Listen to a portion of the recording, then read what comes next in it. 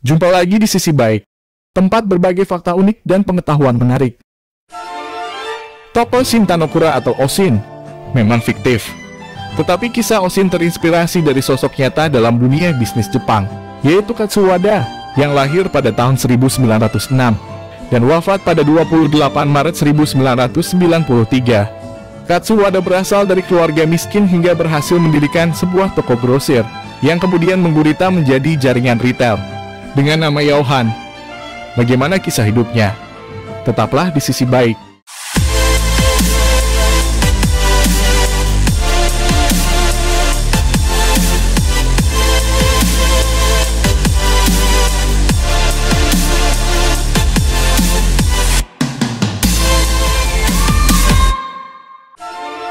Dalam serial televisi Oshin, diceritakan bahwa Shin Tanokura bukannya hadir dalam pembukaan tokonya yang ke-17.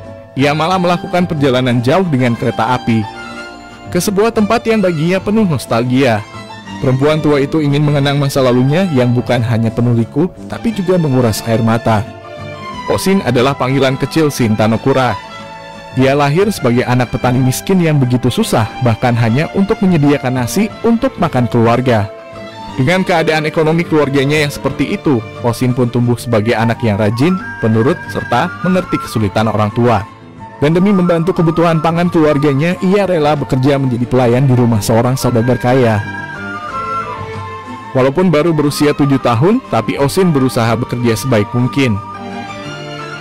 Melihat kegigihan Oshin bekerja, seorang guru sekolah dasar simpati padanya dan membujuk majikan Oshin supaya mengizinkan Oshin ikut belajar sambil mengasuh bayi majikannya. Oshin sempat ikut belajar sebentar, namun kemudian ia mundur karena perlakuan teman sekelasnya. Oshin berusaha menahan diri walaupun sering diperlakukan kasar oleh pembantu lain.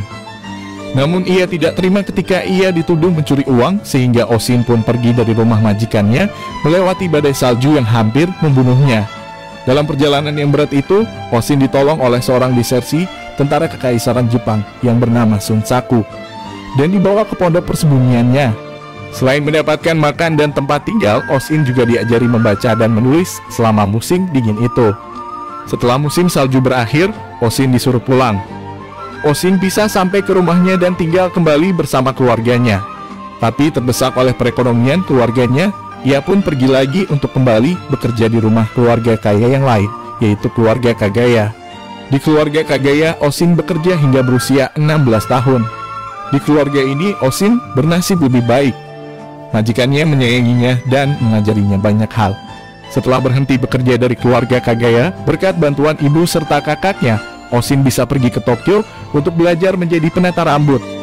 Di Tokyo, Oshin sempat terlibat cinta segitiga dengan Kayo dan kota Takakura. Namun Oshin akhirnya menikah dengan Ryuzo Tanokura. Setelah menikah pun kondisi keuangan Oshin dan suaminya masih memprihatinkan, sehingga ia harus kembali bekerja. Berkat bantuan kawan dekatnya yang bernama Kayo, dengan susah payah akhirnya Oshin bisa membuka sebuah restoran. Namun nasib malang belum usai menimpanya. Restoran Oshin sering didatangi para pemabuk sake dan diganggu oleh anggota Yakuza. Di tengah kejayaan militer Jepang, suami dan anak Oshin adalah pendukung setia militerisme, dan anak Oshin pun ikut menjadi bagian armada Jepang dalam Perang Asia Timur Raya. Sementara Oshin, sebagaimana dulu pernah diajarkan oleh Shunsaku, yang pernah menolongnya sewaktu kecil, berusaha tidak ikut-ikutan dalam mendukung militerisme. Di saat Jepang kalah perang, suami Oshin pun bunuh diri. Oshin sengsara lagi dan harus melawan keterpurukan ekonomi keluarganya. Ia terus bekerja dan bekerja untuk mewujudkan impiannya.